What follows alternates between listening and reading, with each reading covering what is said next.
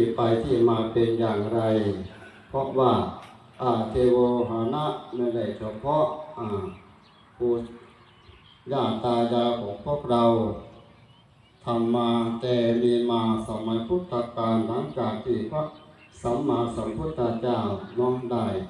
ธรรมยกะปาฏิหาริย์แก่เดียรถีที่ใต้ต้นมะม่วงแล้วก็ทรงคิดพิจารณาว่าพระพุทธเจ้าทุกพระองค์ที่ตรัสรู้ก่อนหน้านี้ได้หลังจากธรรมยมกะแล้วได้ไปเสด็จไปทำบารมีพุทธกิจพระองค์ก็ทรงทราบว่าพระพุทธเจ้าทุกพระองค์นี่ตั้งแต่ตรัสรู้มานี่หลังแรกที่จะทำคือต้องไปสนองตอบแทนคุณบิดามารดาเมื่อพระองค์พระพุทธเจ้าของเรา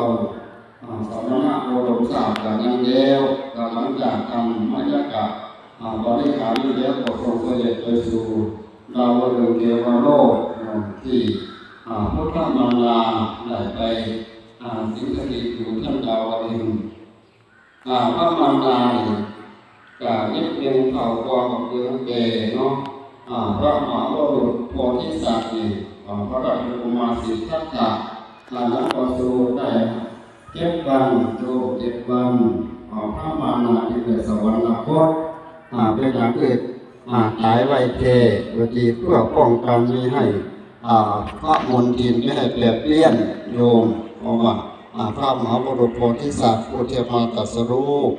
อนุตตรสัมมาสัมโพธิญาณเป็นพระพุทธเจ้า